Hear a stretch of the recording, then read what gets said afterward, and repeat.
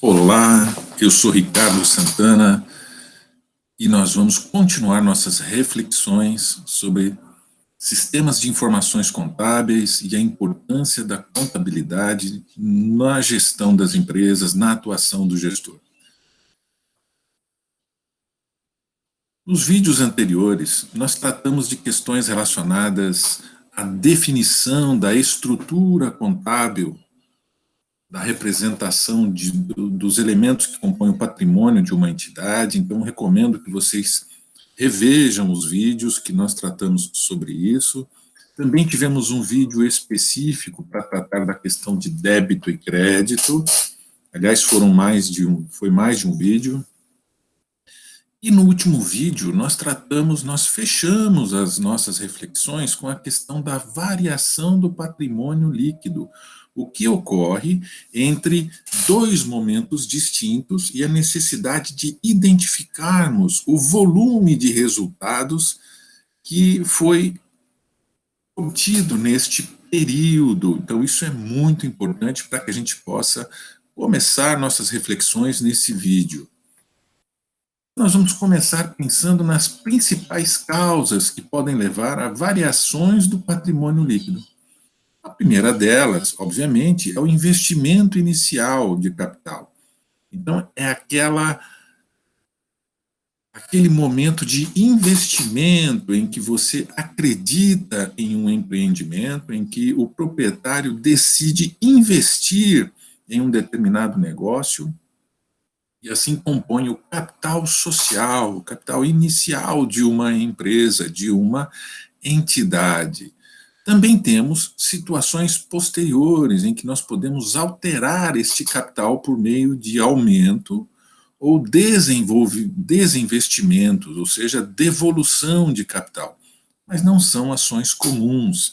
Então, a primeira delas ocorre quando a empresa nasce, o ponto de partida para a existência da empresa. A segunda são alterações que são, inclusive, relacionadas ao contrato social. Então, você precisa registrar qualquer modificação no capital social da sua empresa. O que nos interessa neste momento é aquilo que resulta, então, da movimentação entre dois momentos, compondo, portanto, um período, e que vai ser, então, a identificação das receitas e despesas dentro de um período contábil, que também vão provocar, então, variações no patrimônio líquido de uma empresa. Portanto, o nosso foco nesse vídeo vai ser receitas e despesas compondo a variação do patrimônio líquido. Vamos começar pelo lado mais atraente, pelas receitas. Elas são as entradas de elementos para o ativo. Então, ela é representada por dinheiro, direitos, então uma conta a receber, juros recebidos, é tudo aquilo que vai provocar o aumento do patrimônio líquido. Ela é reconhecida a partir do momento em que ela resulta de aumento nos benefícios econômicos futuros, relacionados com o aumento de ativo ou com diminuição de passivo. E como é um fato contábil, a gente nem precisa relembrar, mas ela precisa ser devidamente documentada e mensurada com confiabilidade, inclusive em moeda. Então é algo que pode ser mensurado e que foi documentado. Alguns exemplos: uma venda de um bem, de um serviço, o perdão de uma dívida que você conseguiu. Então, são questões que geram entrada de recurso para o seu ativo. Vamos descobrir daqui a pouco qual é a diferença disso para outros fatos. Mas tem o outro lado: para que a gente possa ter receitas, a gente precisa ter despesas. Necessariamente elas vão acontecer na nossa empresa. O que nós precisamos é saber administrá-las. Então, são as saídas ou o consumo de bens ou serviços. Ela provoca a diminuição do patrimônio líquido. Ela é reconhecida como resultado quando ocorrerem gerando decréscimo nos benefícios econômicos futuros ou de um ativo, ou ainda o aumento de um passivo.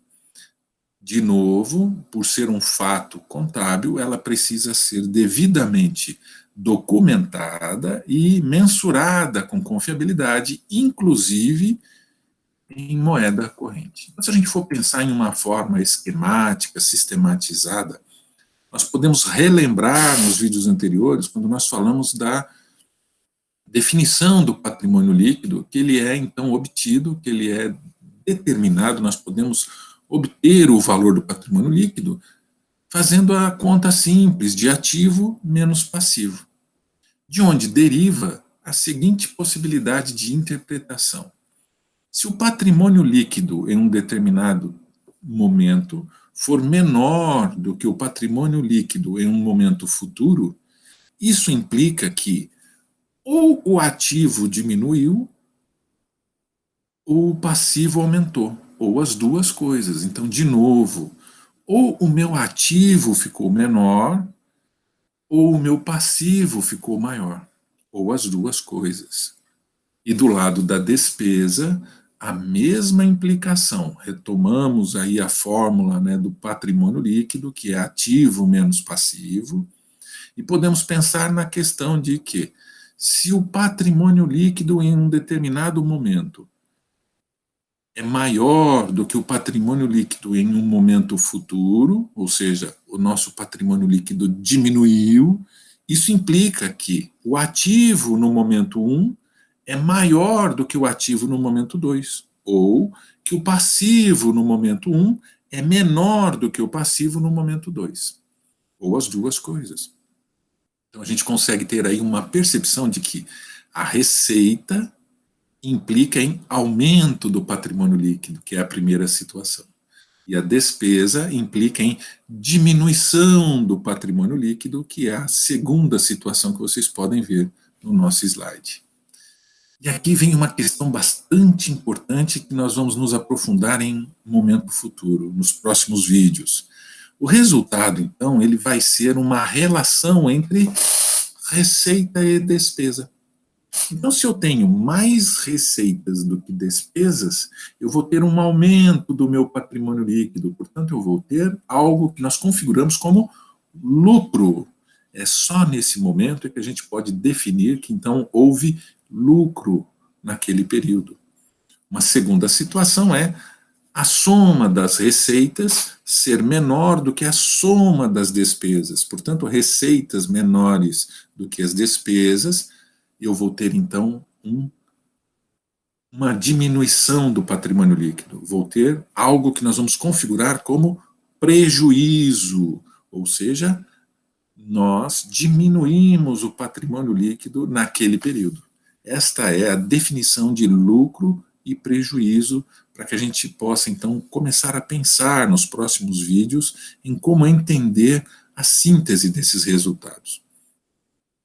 Então, de novo, alguns exemplos de receitas, né? Então, nós temos as receitas de serviços, de comissões, de juros, e as despesas de aluguel, salários, juros. São muitas as possibilidades em ambos os lados, certo? E a ideia é pensar agora em como é que nós vamos registrar, então, estes fatos que agora se configuram como resultado de um determinado período.